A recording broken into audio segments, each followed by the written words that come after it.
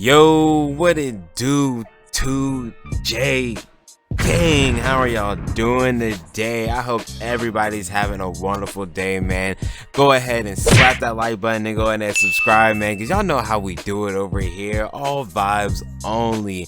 Today, I got an extra special video for you guys. And I'm going to give you guys a full drift tune tutorial. Some of your average people, they might not know what some of these terms mean. So today, I'm going to kind of break it down for you guys, show y'all how I tune my cars and what some of these terms mean and what they might do if you increase or decrease them and things and so forth like that. So with all that being said, man, y'all go ahead and slap that like button, go ahead and subscribe, share, comment down below, man, what y'all think about this beautiful 1M no hood V8 swapped BMW here, man. Look at this. It's beautiful. It's beautiful. The car's by Disturbing the Peace, and that will also be down in the description. With all that being said, let's go ahead and get into this video. You know what I'm saying? So starting out in the pits here, boys, well, boys and gals, we do have a couple women that are subscribed, and I want to give a small shout out to that small little percentage of y'all out there. Thank y'all for subscribing. The beautiful thing about this is that you can save your tune. Be sure to save your tune when you guys get this down. Whatever you do, however you tweak it, go ahead and please save it. Mainly, I would save it to generic because that's the easiest way to find it. You go all the way to the top of the list, and generic will pop there, will pop up your last, and it'll pop up whatever you save. Moving on, all right, we're gonna go to gears. Now for gears, this car I had it at 3.750. The higher you increase this number, the faster acceleration, lower your top speed. But the lower you bring down this number, then the higher your top speed, but the lower your acceleration. So, you know, do with that as you will. You know, it's a give and take for each one, okay? So moving on to tire pressure. Now, for the compound, normally if you bring this higher, it's more grippy. If you bring this lower, it's less grippy, okay? The numbers signify the width of the tire. So the higher the number, the wider the tire. For the PSI, now my front end normally stays between 25 to 30 PSI, okay? You don't want it too grippy, but you also don't want it to be too slidey. Now, if you bring this number up, you have less grip. Think about that, okay? The higher the PSI, the less grip you have. So for my rears, I normally have them a little less than the front end, but for this car on this track, which we're at a Bisu Manami, the Bisu Stadium, I kind of wanted the car to slide just a little bit more, so I upped it up to 30 PSI. But again, if you bring this number down, decreasing this number, more traction. Increasing this number, less traction, okay? Moving on to fuel. If you have fuel consumption on, you just want enough to get at least through a couple laps, okay? So 30 liters is plenty, okay? So moving on to electronics, our turbo. Normally you might find ABS here too. If you have ABS, now ABS means anti-lock braking system. So basically when you hit the brakes, your front tires will not lock.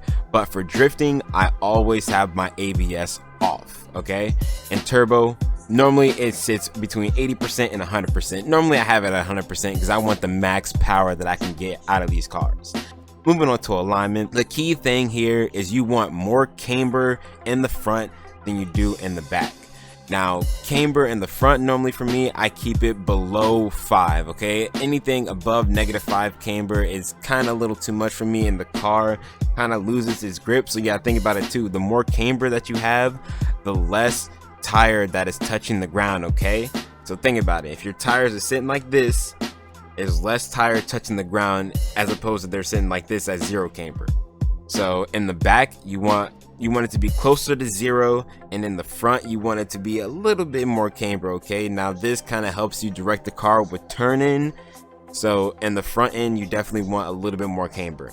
The toe signifies rather the tire is going to bow in or bow out. Now with drifting, you want more of a negative toe, which is a bow out, okay? The toe, you want it to kind of come out and catch the ground a little bit more. That'll help you direct which way the car is going. Now for me, I don't normally max out the toe, but in this case for this car, I did have to bring the toe all the way up, so I had the maximum control of where the car was going in the front end. And in the rear, you want a more of a positive toe, okay? So you want the tires to bow in a little bit, okay? When you want the tires to bow in, This allows the car to use the horsepower that's in the back to propel the car forward.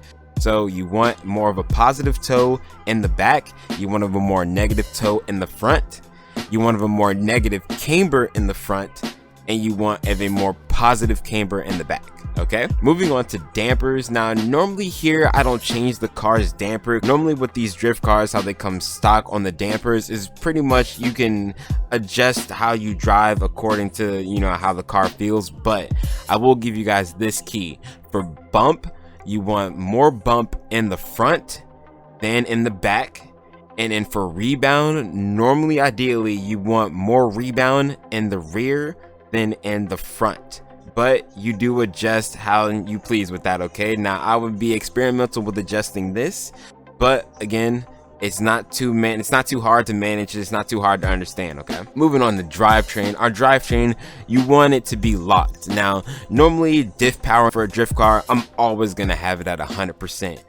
Coast in the back, normally I might bring it down one notch, you know, when you're taking off the gas. I might bring it down to 90%, you know, but in this car mainly I'm gonna have it locked 100% of the time, so I'm gonna keep it at 100%. Now the preload basically signifies how much load is on that differential already before you even hit the gas. Okay, for me, I normally max out the preload because I want that drivetrain locked when I hit that gas. Okay, normally when I'm drifting, I want that drivetrain locked and I want it to send me. Okay, so moving on to generic. Normally in generic we're gonna find our brake bias. Now in brake, I normally have it 80% in the front for drifting. Okay, normally 80%, 80 to 82%. Moving to suspension. Now ARB, not many people might not know this, that means anti-roll bars. Okay, now if you increase this number, the roll bars in the front will become tighter, making the car sway less. Okay, now ideally